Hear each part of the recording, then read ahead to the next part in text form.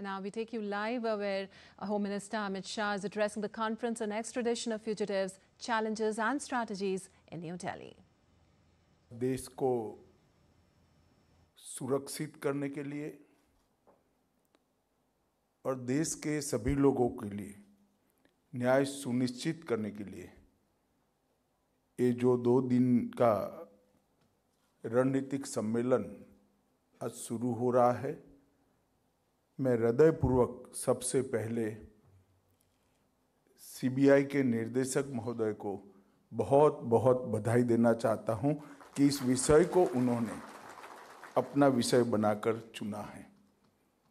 इस कार्यक्रम में मेरे साथ मंच पर उपस्थित, जिनके निमंत्रण पर मैं आज यहाँ आया हूँ, ऐसे डायरेक्टर सीबीआई श्रीमान प्रवीण सूद जी, भारत सरकार के गृह सचिव श्री गोविंद मोहन जी, तपन कुमार डेका जी, निर्देशक आसूचना ब्यूरो, विदेश सचिव महोदय श्री विक्रम मिश्री जी, और आज यहाँ पर प्रत्यार्पण के काम से जुड़े हुए सभी एजेंसी के प्रमुख अधिकारीगण, राज्य सरकार के प्रतिनिधिगण, आप सभी का मैं हृदयपूर्वक एक कार्यशाला में स्वागत करता हूं। मित्रों, लगभग 1.5 साल पहले मैंने एक विचार रखा था। विचार रखते वक्त इसका रोड मैप क्या होगा, किस प्रकार से आगे बढ़ेगा, लॉजिकल एंड तक किस प्रकार से पहुंचेगा, इसकी कोई सुनिश्चित रूपरेखा मेरे मन में भी नहीं थी। परंतु गृह मंत्रालय और विशेषकर सीबीआई ने इस विषय को बहुत अच्छे तरीके से डेवलप किया और अंततोगत्वा आज इस महत्वपूर्ण कार्यशाला का शुभारंभ होने जा रहा है। हम सब जानते हैं कि हमारा देश विश्व के फलक पर सकारात्मक आत्मविश्वास के साथ आगे बढ़ रहा है, और जब हम सकारात्मक आत्मविश्वास के साथ आगे बढ़ते हैं, तब सभी प्रकार की हमारे देश की सुरक्षाओं को, सुरक्षा के सभी आयामों को सुनिश्चित करना हम सब के लिए बहुत जरूरी है। हम भारत में करप्शन, क्राइम और टेररिज्म के खिलाफ जीरो टॉलरेंस तो जरूर रखे, मगर भारत की सरहदों के पार बैठकर ये सभी गतिविधियों को जो चला रहे हैं, उनके प्रति भी जीरो टॉलरेंस और वो सभी को भारत के कानून की नेट में लाने का प्रयास, और इसके लिए एक सुनिश्चित तंत्र बनाने की जिम्मेदारी भी हमारी ही है। और ये तंत्र बनाने के लिए बहुत समय से एक प्रकार के वैक्यूम का अनुभव कम से कम मैं तो कर रहा था।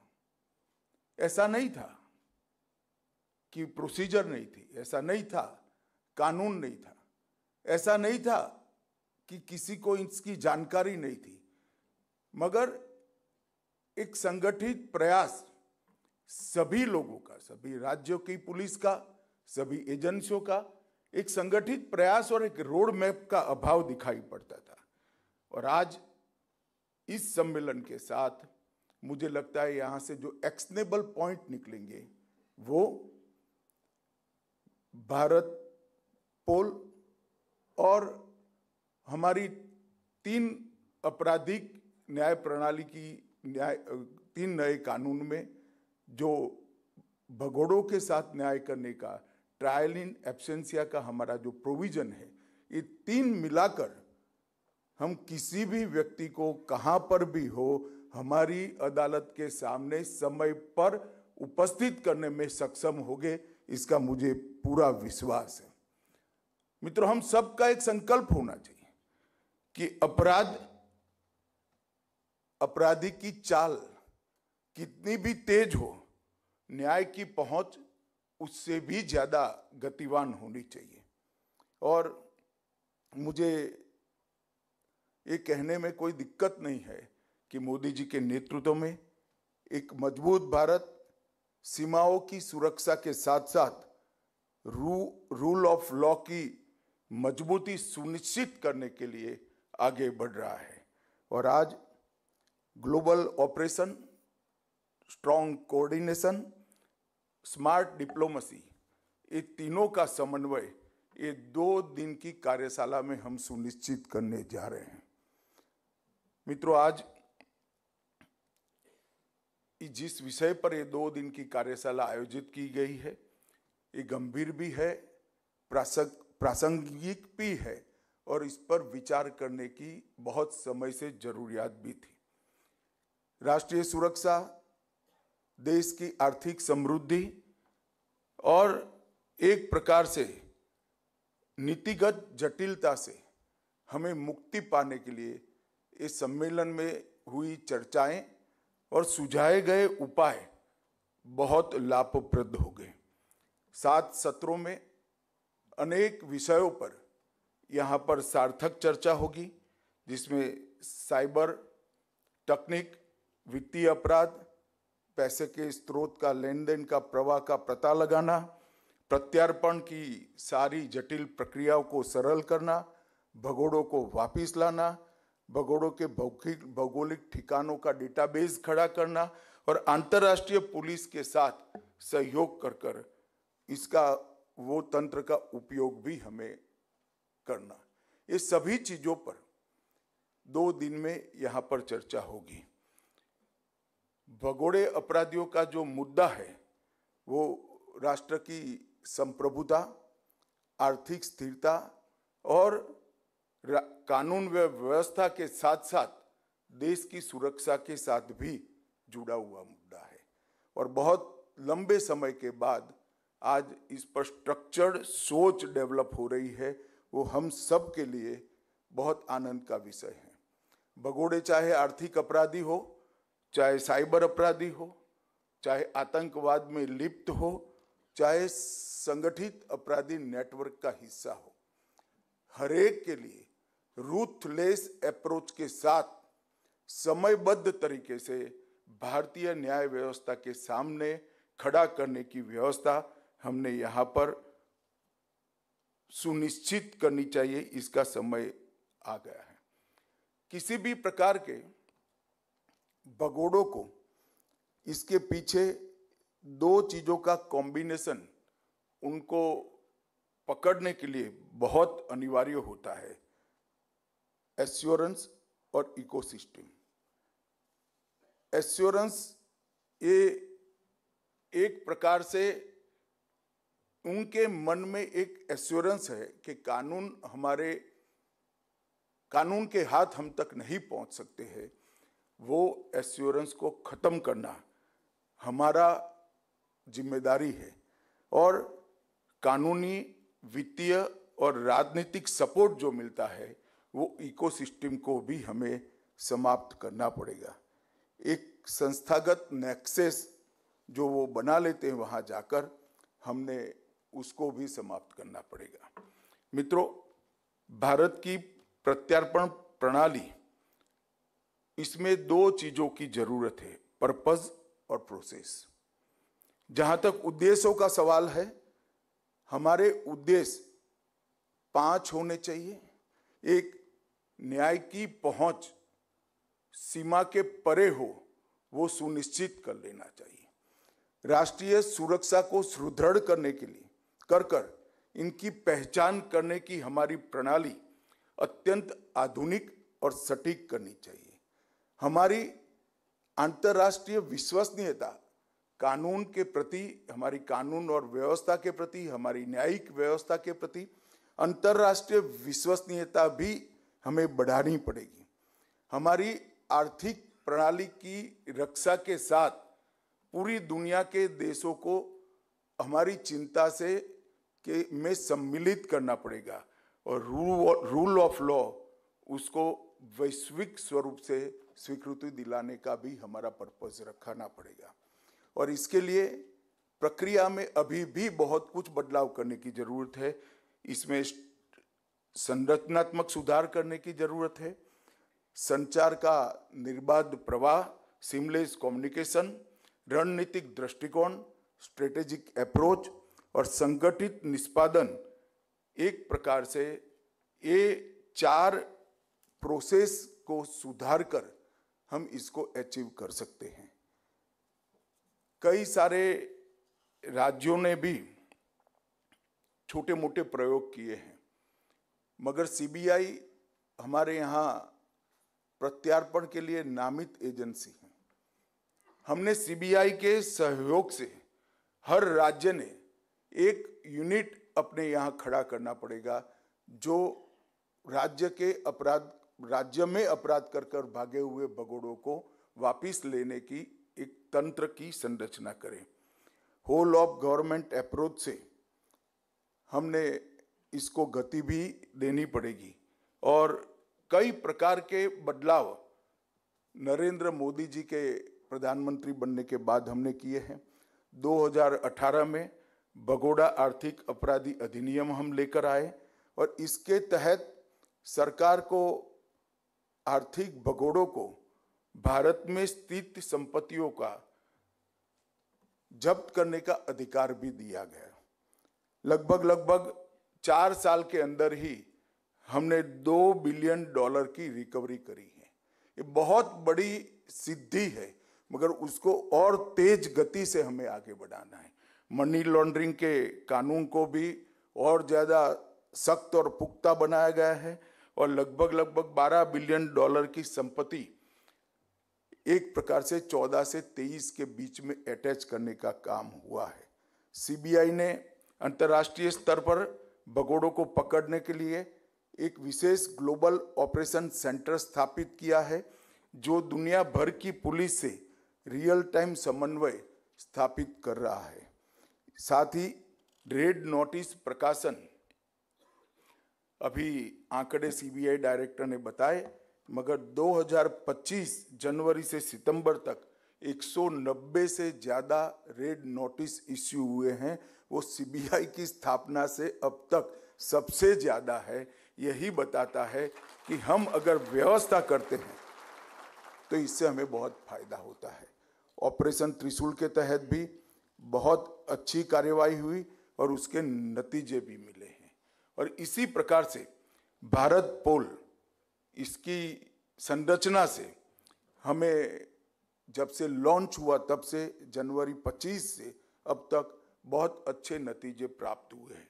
मगर इसका महत्तम उपयोग सभी केंद्रीय एजेंसियां तो कर ही रही है, परंतु राज्य की पुलिस भी इसका महत्वपूर्ण उपयोग करें तो मुझे लगता है कि हम हमारे उद्देश्यों की प्राप्ति में बहुत अच्छे तरीके से सफल होंगे।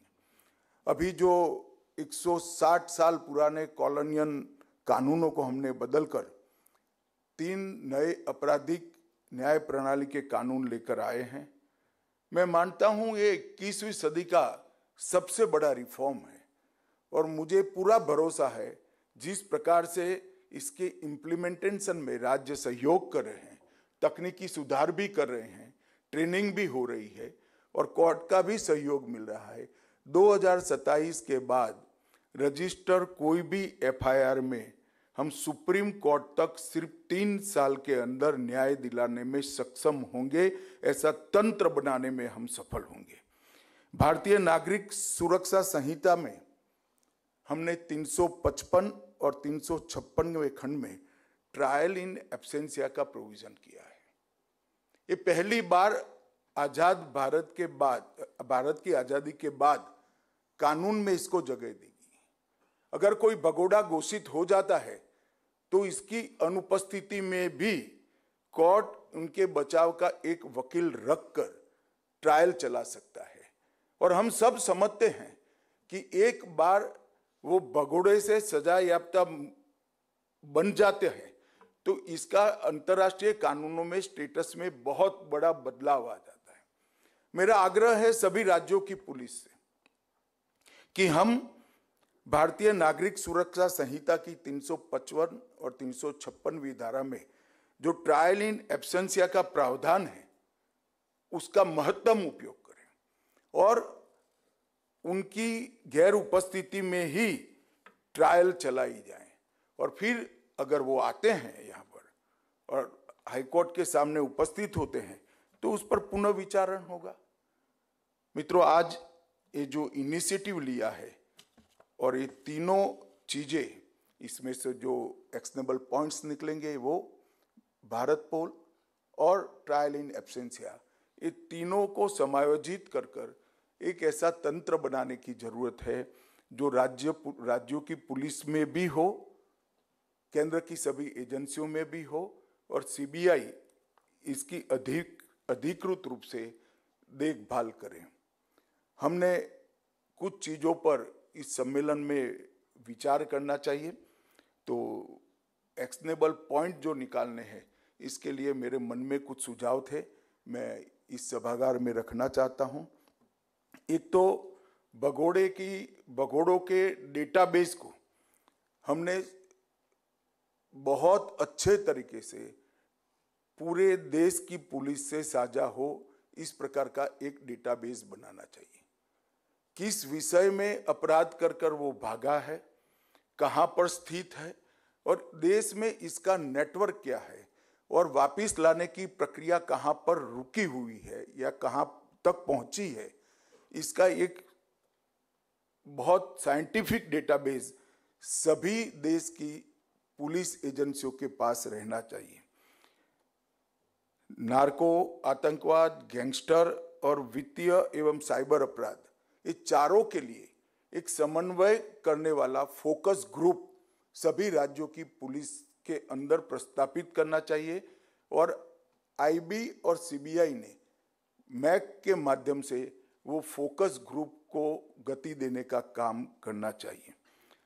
प्रत्येक राज्य की पुलिस में प्रत्यार्पण के मामलों की प्रभावी तैयारी के लिए एक एक्सपर्ट स्पेशल सेल की रचना करनी चाहिए।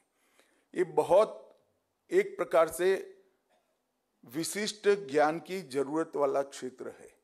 इसमें आपको भारत की दुनिया भर के देशों के साथ हुई संधियों का भी अभ्यास करना पड़ेगा, अंतर्राष्ट्रीय कानूनों का भी अभ्यास करना पड़ेगा और हमारे कानून के साथ ये सारी रिक्वायरमेंट को समन्वित कर प्रक्रिया करनी पड़ेगी। अभी बहुत कम राज्यों के अंदर ऐसे स्पेशल सेल उपस्थित हैं, बने हैं। मेरा आग्रह है सभी राज्य पुलिस के मुखियाओं को कि आपके राज्य के अंदर स्पेशल सेल की निर्मिति जल्द से जल्द करा देनी चाहिए और इस सभी सेल को, स्पेशल सेल को मार्गदर्शन देने के लिए सीबीआई में भी एक प्रत्यर्पण अनुरोधों की समीक्षा के लिए समर्पित प्रकोष्ठ अलग से बनाने की जरूरत मैं देख रहा हूं। इससे होगा तो ये सेल जो काम कर रहे हैं उनका उत्साह भी होगा। ज्यादा से ज्यादा ट्रायल इन एब्सेंशिया के धारा का उपयोग करना चाहिए। प्रत्येक राज्य में भगोड़ों के लिए एक विशेष कारागृह जो अंतर्राष्ट्रीय मानकों को पूरा करता है ऐसा बनाने की जरूरत है, क्योंकि उनका विदेश की कोर्टों में यही आर्गुमेंट रहता है कि यहाँ के कारागार ठीक नहीं है, इनके मानव अधिकारों की चिंता नहीं करेंगे। मैं इससे सहमत नहीं हूं, मगर बहाना भी है तो हमने क्यों रखना चाहिए। हर एक राज्य के राजधानी में एक ऐसा सेल बना देना चाहिए जो अंतर्राष्ट्रीय मानकों को पूर्णतया पूरा करता हो। पासपोर्ट जारी करने वाली प्रक्रिया में भी और विधि प्रवर्तन एजेंसियों के बीच में समन्वय और प्रोटोकॉल विकसित करने पड़ेंगे। किसी भी पासपोर्टधारी के विरुद्ध अगर रेड कॉर्नर नोटिस की प्रक्रिया शुरू होने पर पासपोर्ट को रेड फ्लैग किया जा सकता है। अब टेक्निक का उपयोग करके ये कोई बहुत कठिन चीज नहीं है और जब रेड कॉर्नर नोटिस इश्यू हो जाती है तो पासपोर्ट की जब्ती या तो रद्दीकरण, पासपोर्ट को ही रद्द कर देना चाहिए जिससे इसकी अंतर्राष्ट्रीय आवाजाही बाधित हो जाए। अगर ये हम सिस्टम के अंदर ही इनबिल्ट कर देते हैं तो बहुत सारी मदद उनको वापस लाने में हमें मिल सकती है। मौजूदा ब्लू नोटिस को रेड नोटिस में बदलने के लिए भी एक विशेष अभियान और हर राज्य के अंदर इसका एक सेल बनाने की जरूरियात मैं देखता हूं और मैक के तहत ये पूरी प्रक्रिया को सुचारू रूप से चलाने के लिए सीबीआई और आईबी दोनों ने विशेष कार्यबल की सुनिश्चितता करनी चाहिए। मित्रों, जब तक इस देश में अपराध कर कर भागे हुए लोग विदेश में बैठकर देश के अर्थतंत्र, हमारी संप्रभुता और हमारी सुरक्षा को नुकसान करने वालों लोगों को मन में भारतीय न्याय प्रणाली का भय हम खड़ा नहीं करते हैं, तब तक हम देश को सुरक्षित नहीं कर सकते। बहुत लंबे समय से इस दिशा में कॉन्क्रीट काम नहीं हुआ था, ऐसा मेरा मानना है। 2025 की शुरुआत से इसकी शुरुआत हुई है। ये स्वागत योग्य कदम है और ये 2 दिन का रणनीतिक सम्मेलन, मुझे विश्वास है कि अभी भी जहां लूपहोल्स पड़े हैं वो लूपहोल्स को भरने का काम करेगा, हमारी सिस्टम को और मजबूत करेगा और दुनिया भर में कहीं पर भी कोई भाग कर बैठा है उसको भारत के कानून की चौखट पर लाकर खड़ा करने की सक्षमता हमारी पुलिस और देश भर की एजेंसियों में आएगी, इसका मुझे विश्वास है। मैं फिर से एक बार सीबीआई निर्देशक और उनकी पूरी टीम को मनपूर्वक बहुत बहुत साधुवाद और अभिनंदन करना चाहता हूं। आपका इनिशिएटिव आने वाले दिनों में देश की सुरक्षा को सुनिश्चित रूप से और मजबूत करेगा, ऐसा मुझे विश्वास है। Vande Mataram. You are watching live from New Delhi. Home Minister Amit Shah addressed the conference on extradition of fugitives, challenges and strategies. The Home Minister said that our country is moving ahead with self-confidence and Bharat is now having zero tolerance for terrorism. He also mentioned the strategic approach to ensure speedy extradition. He also mentioned about the discussion on international cooperation on policing. He also informed that India has adopted ruthless approach to nab the fugitives and bring the absconders to justice. India stands against corruption and terrorism and focuses on bringing back fugitives in a time-bound manner. He also said that India's law and order situation is well maintained and ensuring timely justice. India is in constant touch with other countries as well. He also mentioned the new center which has been set up by CBI to be in constant touch with other countries, with the international agencies of other countries aimed at nabbing the terrorists. So this was the gist of what the Home Minister said at the conference.